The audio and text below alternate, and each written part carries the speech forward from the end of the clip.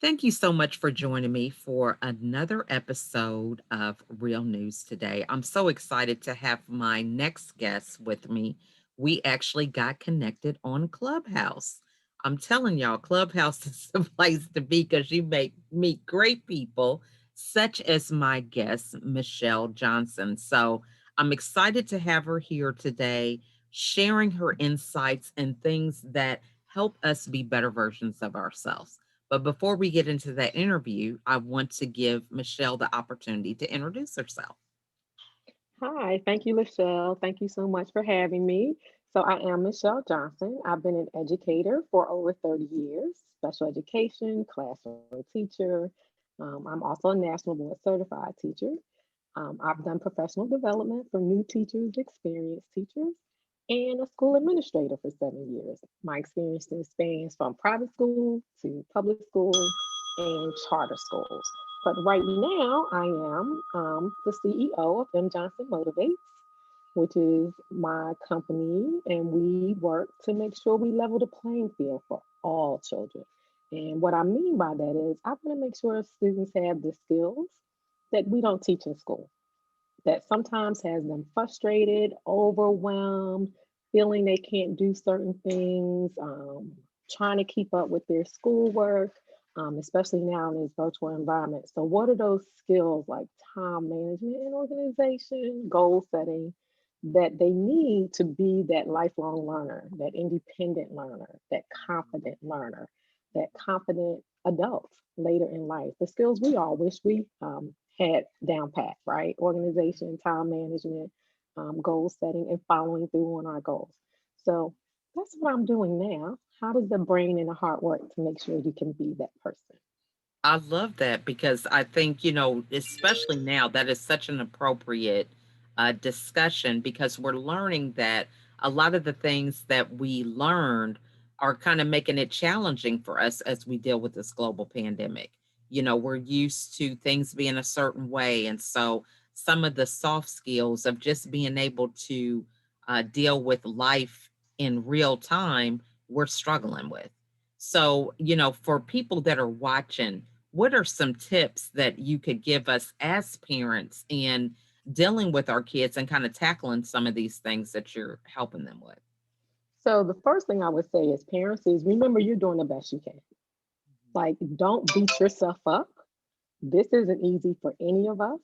The other thing I would say as parents is check in with your child. Like, we know we're struggling. We know all the things going through our head, but so are they. Like, they are like sitting in front of a TV screen or computer screen all day long. They're bored, even with the greatest teachers. We are, you know what you feel like in the meetings all day. Imagine what your children feel like. They miss their friends, right? So check in. And when I say check in, listen. Have that conversation when you say, "Hey, how was your day?" I've been had the privilege of, as I work, my daughter's in college too, right? And so she's doing virtual dance class. One of her professors is the best at this virtual environment. When Mhm. she comes on, she's like, "Hey guys, first let me tell you what's going on with me today. I'm having problems with my back, so it's going to be difficult to do some of the dances I want you guys to do. I needed to take a hike today. What's going on with you?" Like, she's upfront with her struggles emotionally, and then she allows them to share what's going on with them. And I think we should do that. We probably, I know you and I grew up in a generation where um, our parents didn't share what was going on with them. It was kind of Mhm. quiet when they were struggling with anything. It was secret, like, Mhm. and that was good and bad for us, right? They were protecting us. But I think as I grew older, I realized, and I did this with my children differently, like, our Mhm. kids need to know what we're going through. Mhm. They might not need to know all the details, but they need to know that because they need to know that that's what happens in the real world, right? Right. So we can't protect them from those things, but they need to learn how to put an emotional label to it and then how to go through it, right? So that they know how to be resilient. So those are some of the things I would want parents to do.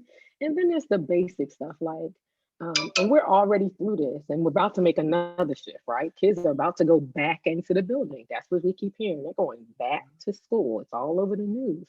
So what does that look like for our kids, time management wise? Now I might have to remember how to get up and get on a bus.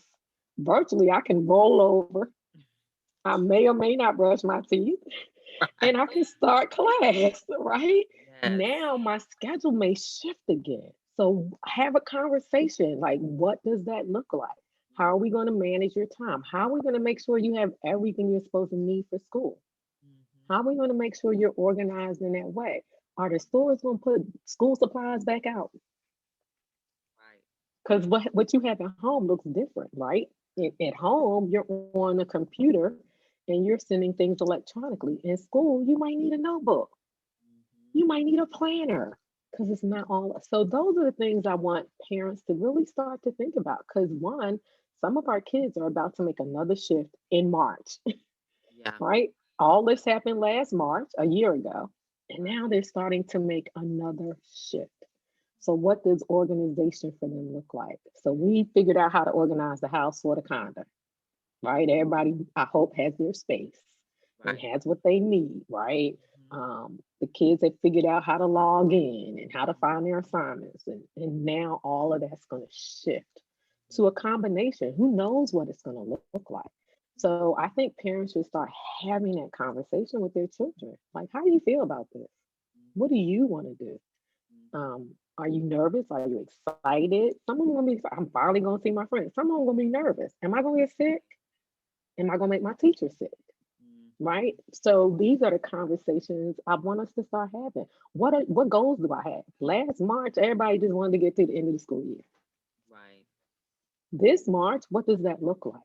Yeah. I'm going back in the same time we left out, almost literally, right? That's true. What does that look like for my last quarter of school? What Mhm. if I haven't done well virtually? What if my grades have really suffered because virtual wasn't good for me? Am I Mhm. going to be able to catch up in this last quarter? Like, these are the conversations I think moms should start to have. I like that. Now, and you bring up the whole thing about checking in with our kids. And I think sometimes you have parents who are afraid to check in because they don't have any answers. There's this stigma, and I suffer from this myself in my own life for years dealing with depression because I felt like I had to be perfect. So the parents who are like, oh, I want to have all the answers. I want to know what to tell my kids. I want to have certainty, but there is no way always to guarantee that. So, what advice would you give them about still initiating these conversations, talking about this? Because that's a big deal to figure out, okay, I don't know everything. And how do I have this conversation? Start with, I don't know everything, right? Because no, I mean, I don't know. And I know what you mean. As parents, we want to have all the answers. Mhm. But as adults, we don't have all the answers. So your children need to know that even as you grow up and learn things, there are going to be times when you're uncertain, when you don't have all the answers. And that's when problem solving kicks in.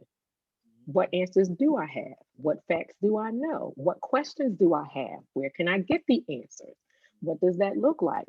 Can I be comfortable at some point not knowing the answer? Where does my faith kick in? Right? If you're spiritual. Okay, well, God, I wish you would tell me the answer. But clearly, you're not giving me the entire path. You have not laid it out in front of me. So now I just have to trust you. And so have a conversation about what trust looks like. Who do you trust? Who do you trust to get your answers from? How can you survive not knowing? We didn't know last March and we made it to this March.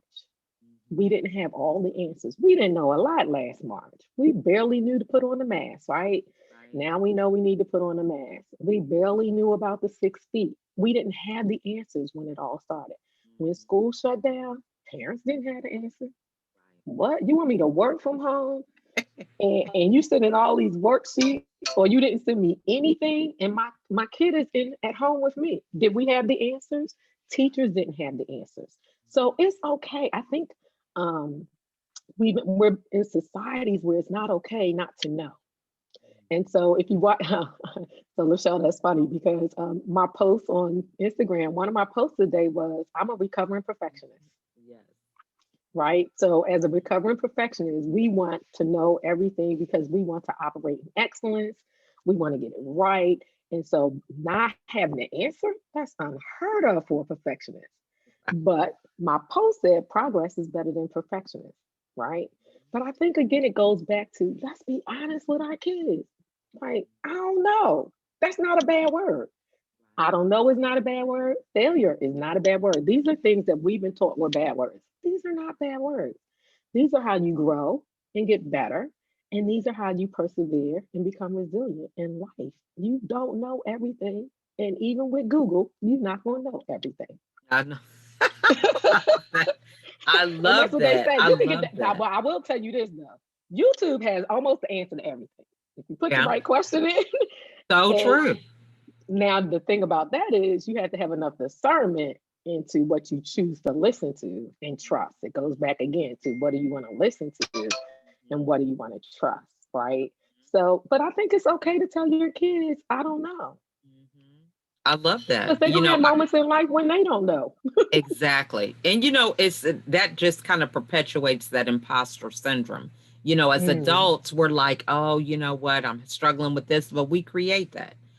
So I love the whole thing of being able to have that element of honesty and admitting, hey, I don't know this, and going from there. So I think that's the thing, is just recognizing that not knowing anything does not discredit your value or worth, because there were years that I felt if I didn't know, that meant, I'm not a good mom, or I'm not a good employee, or whatever, because I don't know these things, rather than just simply asking the question. So I think that is really good. Now, in terms of your business pivoting during this time, Mm. what tips or advice would you give to people who maybe are reinventing themselves or trying to continue to move forward during a pandemic when you don't have a lot of that interaction, what advice would you give them during this time? So I wasn't expecting my pivot, but it came. And I will tell you that change is hard, but it's inevitable, right? We all have, like, you're not going to live this life without change. Mhm. And sometimes it's hard. And the reason it's hard is sometimes you got to change your mindset, like what you think and believe, right? That is really, and it's not sometimes, that's the biggest part about change, right? Mhm. How do we change? And you heard me say, how do you connect your brain and your heart together, right? So there are times when in your head, you want something. And then there are times that in your heart, you want something, but sometimes they don't talk to each other, Mhm. right? So we try to will ourselves into things, right? I need to lose weight. So I'm going to will myself through this diet for 21 days. And then on day 22, you're like, "Ooh, I can eat." That's just the head part, right? The heart Mhm. part says, I really want to be healthy. So how do I keep this as not just a 21-day diet where I will myself, but how do I create this lifelong habit? And now I don't even like to say habit, I like to say practice, right? Mhm. And so when you pivot, like I had to do, I had to learn new things. Education, that's easy. Been doing that for 30 years. I can talk circles, right? You talk about imposter syndrome though, but how did I translate that into business? I didn't know anything about business in this way. I didn't know anything about all the systems I need. So I went out there because I'm an educator and I just had to get some knowledge. So I went on everybody's webinar, podcast, whatever. And then my brain was like, girl, we on overload. What are you doing? And so when you pivot, I think you should really take a deep breath Mhm. and listen to your heart first. Like what am I dealing with in this change and what does this change going to look like and what am I going to tell myself when it gets hard? How am Mhm. I going to keep going and not quit? What does that conversation look like? What does that mindset look like? My mindset about money had to shift, right? From the 2 week paycheck to the girl, talk about don't know. I Mhm. also had to learn something I heard on Clubhouse that I used to do with teachers. You know what you know. Mhm. You got that. You even know what you don't know, right? Right. I don't know. I did not know um, at first how to get an LLC, Mhm. but I learned it, right? So I knew what I didn't know. So I went out to look for that information. In change, you don't know what you don't know. Mm. That's good. And right? yeah, I love how you talk about the mindset because I think that is really key. I had to go through that myself with my own journey. So, what is it that you practice that makes you able to be flexible with your mindset when it comes to change? So it goes down to, and I hate buzzwords, but it's true, a growth mindset, right? So if you know anybody, those of us who've been around education know Carol Dweck over the last few years. And she talks about the fixed mindset. So for years, people thought you are born this way. This is how you're wired. This is how your brain is wired. And it's done. Your IQ is what it is. It'll never change, is what they used to tell us. Mhm. Your personality, you born with it. You hear people say, that's just who I am. I'm not going to change, right? Those are all part of what we call a fixed mindset. But science has taught us and research has taught us those neurons in the brain are not permanent. Those pathways that of the things that you told yourself growing up, you can fix those, right? You can change that. Your brain is constantly growing. Even the myth about we only use 10% of our brain, that is actually a myth. That is not true. Science is showing that's not true. Babies don't come empty and blank and we pour knowledge in them. Babies actually come wired already with some things in their brain, in their system. So, how do we rewire that? How do we change what we say to ourselves, right? So, the hard part about change is we've developed some habits, we developed some things that we've said to ourselves over and over. I'm not good enough. I can't do that. This is hard. Oh my God, I'm overwhelmed. I'm frustrated. So, how do we shift that? We start talking to ourselves differently.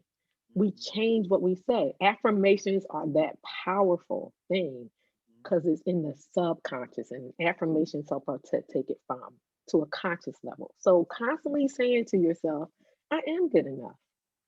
This might be hard, but I can do it. So you acknowledge it. This might be hard. It's hard because it's new, not because I can't do it. Right. And so constantly feeding yourself the positive messages. And then it's more than that, right? Then it's the progress part that I talked about and Mhm. learning to celebrate the small wins, right? So I know we all know anybody who's followed any successful leaders and want to be productive, you learn you need a morning routine. Right. I need a morning routine. I need to do something routinely every morning to get my brain kicked in, to get me started.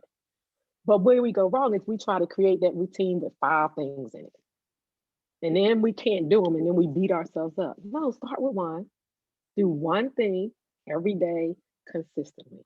And even if you miss a day, start again, right? Do that one thing. And the reason I say do the one thing is science shows that that's the willpower part first, right? So we are all creatures of habit. There are certain things, if I followed you around for 30 days, if I was a behavior science, I could document what you do all the time. And you don't even realize some of it is your brain automatically doing it. We're creatures of habit.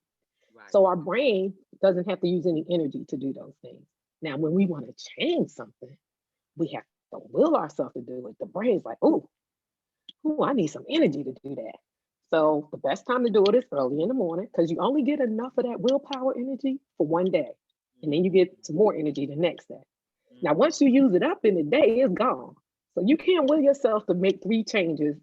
Like you trying to do this, eat right, you trying to exercise, and you trying to, make sure you write in your journal every day. Right. Pick one so that you can tell the brain, this is what I want you to use my willpower for today. I'm gonna do it early in the morning, and this is where I'm gonna get my most energy to do it, right? So my daughter did a core exercise for me because I still got my mommy belly and I want it gone by summer. Mhm. And so I told my brain, we're going to do this core exercise every day. And that's where I'm going to use the willpower early in the morning. And so now I've done this now for about 35 days. I don't have to use my willpower because now my brain says, girl, when you get up, get on the floor and do those core exercises. It's automated. So now I can use my willpower for the second thing, right? What else do I want to change? So whether it's exercise, whether it's structuring your day, whether it's keeping your house organized. Every day I make sure I make up my bed. Everybody wondered when we were little, why they make us do that every day? Ain't nobody coming in my bedroom. They don't need to know my bed not made up.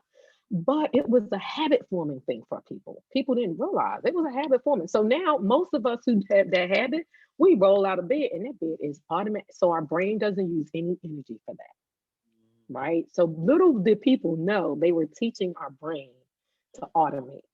So change requires you to automate, but only one thing at a time. And then celebrate your wins. Celebrate the little things. When you do it that day, say, girl, I'm so proud of you. You did it. Now, if you miss a day, say, you know what? I forgive you for missing a day and make a commitment to do it the next day. Girl, you did not do your core exercise today. That's okay. Commit, tell yourself, again, talk to your brain and rewire and say, it's okay. I'm not going to beat myself up. I don't have to be perfect. I'm going to do it tomorrow. And it's little steps, little by little. And then you'll start to see your life change. You'll start to see those habits form that you want. And they won't be habits anymore. They'll be practices, they'll be rituals, they'll be your way of life. I love that. That is just that was quite a thorough introduction, explanation, and I hope everybody was taking notes because I think it's really important to really break down that whole thing that change is possible, Mhm. and we see change all the time with the four seasons. Now some cases it seems like we're missing a couple seasons with this weather doing what it does, but we get the idea. So talk to us about networking. You and I met on Clubhouse, and a lot of people are a little intimidated. It's like, oh, I got to get on a Zoom or whatever the case is. So, talk to us about things that you practiced during the pandemic when it comes to networking that has helped you move your business forward. I will say Clubhouse has probably been the biggest network avenue during this change and during this pandemic. Yes, Zoom helps, right? You can hop on a Zoom, you meet people. Again, when you're learning a business, they tell you people have to know and like you and trust you. So you have to put yourself out there in ways you've never put yourself out there before. And I'll be honest with you, when I first started this, it wasn't about a business. It was friends who said, hey, teacher lady, I'm working from home and I need you to help me and my friends figure this thing out. And I know you can do it. And so I started a Facebook page called MJ Motivates, and it was just that. It was just me talking to families, right? And then I had to learn not to look at myself and not to do certain things. But it created a network, a community for me of folks. And so I started networking that way. And then I jumped on Clubhouse by accident, for real, because somebody I was following on Instagram was like, I wanted to do something she was, advertising. And I was like, on Clubhouse? What in the world? That's what the kids are on. Like my 21 and 24-year-old. I'm not jumping on Clubhouse, but I wanted to participate. So I yelled down to my daughter. I was like, hey, don't you need an invite for that Clubhouse thing? She was like, yes. And I was like, okay, give me one. And I got on and I ended up in a room. And so I probably jumped on Clubhouse in December, right around Christmas time. Um, Now, when I did that, my Instagram business page had like 17 people on it and two posts from something I did a year ago. And they were like, uh, connect your Instagram page. What? I don't have no followers. Like, I don't want people to know I'm not doing anything, but I did it anyway. And so here's where networking comes in. You and I met on Clubhouse. You have an opportunity to go on stages and tell people valuable information, like some of the things I shared with you, which is how I landed, on here. You were like, oh, she sounds like she knows what she's talking about. Yeah, she sounds like she got something to offer, right? Um, and so my Clubhouse has gone from December to when I checked yesterday and I was shocked. I have 650 followers, right? What? I've never had 650 followers on anything but Facebook, and those are my friends from years and years and years, right? Not my business people. My Instagram went from 17 followers to 250. So, what does that mean, though? Is that important? Kind of, sort of, right? But what it does is it provides opportunities for you to share and get to know people. And so the reason you connect your Instagram is because then folks will DM you on Instagram and say, hey, I want to chat with you about what you do. So I've now had the opportunity. I'm mentoring a young teacher who had no support in Louisiana. She heard me speak about teachers in the room, and she was like, "Miss Michelle, can you help me?" Mhm. Miss Michelle, that's my age, right? And so I said, "Sure, Miss Michelle." I said, "Sure, I can help you." I am constantly now having Zoom meetings and conversations with folks about ways we can connect, ways we can help each other. Adjusting the Crowns is another organization that works and mentors young ladies. And I'm going to get she and I communicated off of Clubhouse into Instagram. And I get an opportunity to work with her children. She mentors teenage girls, right? And so there's some things she wants me to share with her teenage girls. And so those opportunities would not come without actually being brave enough to engage um, on Clubhouse, which is kind of easy because it's just talking, it's audio. And I think in the pandemic, people like to hear people's voices, Mhm. right? You home alone all this time, you actually get to talk to people all day sometimes. Some people want all day. And I'm Look, gonna tell you, falling asleep on the Clubhouse, girl. so let me tell you I about admit falling I got asleep. a problem.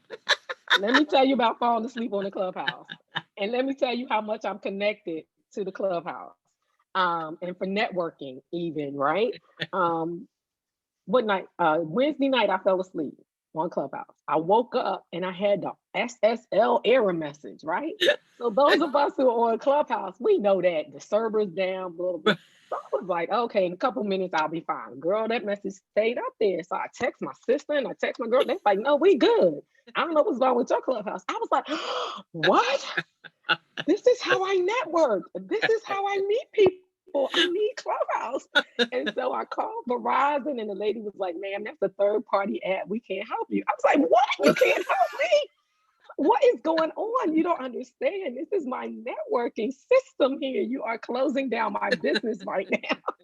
I was losing it, right? And so finally she said, well, ma'am, I'll Google it for you and see what if I can find out what's going on. She was like, well, some people in China are getting a message. I was like, do they think I'm a bot? I'm not a bot. I'm a human, right? So finally, she was like, well, why don't you email the developers and see? So I emailed them, and long story short, I have to turn my Wi-Fi off and only connect in my cellular data. And Mhm. boom, I was back on Clubhouse. And I was like, yes, because I like God, this has been good for the business. You can't possibly be. And so first I said, well, maybe God wants me to take a break. I've been on too long. Maybe I just supposed to take the day off, right? So I will tell you that my flow for work was much better for like from 11 o'clock to 3 o'clock. And then the email came across on my phone. It was like, I was like, oh, that's from the Clubhouse. Let me find out. Because Michelle, I had done everything. I had, and then I was afraid to like totally uninstall the app. I was like, Oh, what if I yes. lose all my data? What if I lose all my people? What if I lose all my connections? Right. So luckily when I got back in, everything was fine. But it is the greatest networking tool for a couple reasons. You learn a lot on Clubhouse, Mhm. right? If you're in the right rooms and you just go in and listen. Mhm. Now, the networking part is now that I have people following me and I'm following them, it's hard. They're not letting me just sit in the audience and listen. Have you found that right Right. now? They're not letting us sit in the audience no more. They see you down there and they go, oh, my friend Michelle's in the audience. Mm. Let me pull her up. But or Michelle, like I went in, I only had 15 minutes before an appointment. Yes, I said, oh, I got on. Let me jump in. And somebody Mhm. pinged me in the room as soon as my Clubhouse came up. I said, I'm gonna jump in for 5 minutes and just listen. They were like, oh, Michelle's here. I'm bringing her to this. I'm like, I got 10 minutes. These rules last for hours. But I was able to make connections in that 10 or 15 minutes just by giving people something valuable that they wanted to hear, So not true. taking, but giving, right?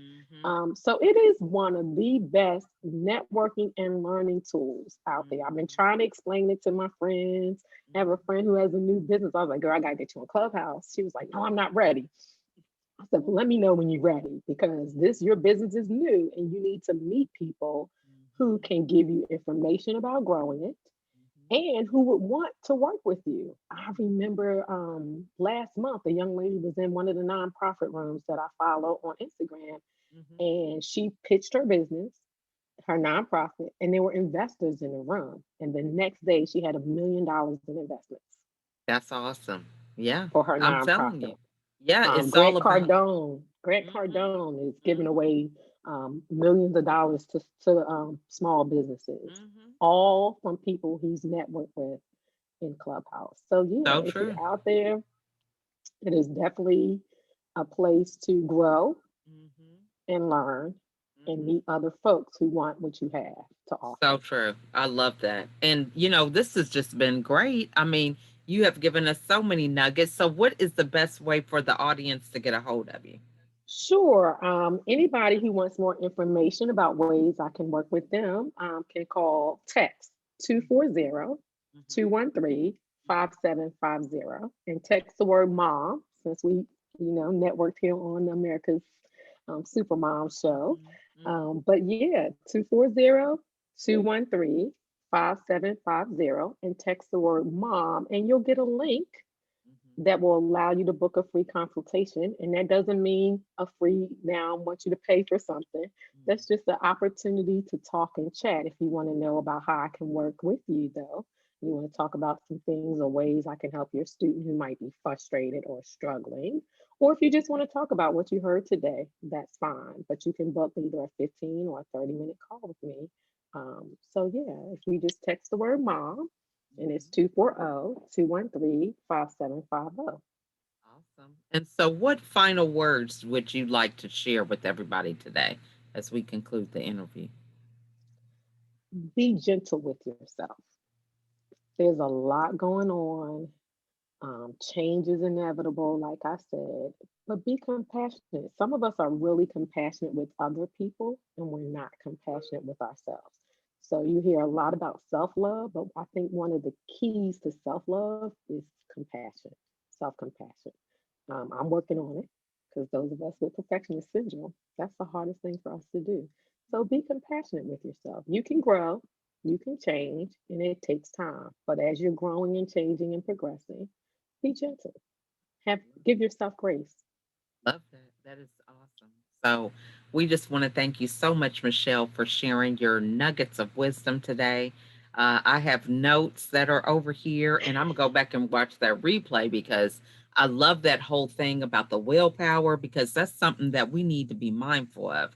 So, I challenge you all if something Michelle said resonated with you, reach out to her for a call.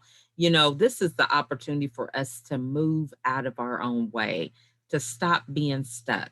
When people resonate with you, call them up. Go take that next step so that you can begin to implement some things that are going to move you forward in your life and help you be a better version of yourself. So if you have Thank any you. questions, put them in the comments. We'll be sure to get back with you. And again, Michelle, we want to thank you so much for coming and sharing with us today. Thank you for having me. This is awesome. I loved your questions and the opportunity to network and speak was You a privilege and an honor. You are so welcome. And you guys, we want to thank you so much for watching, and we will see you all on the next episode. Bye for now. Bye bye.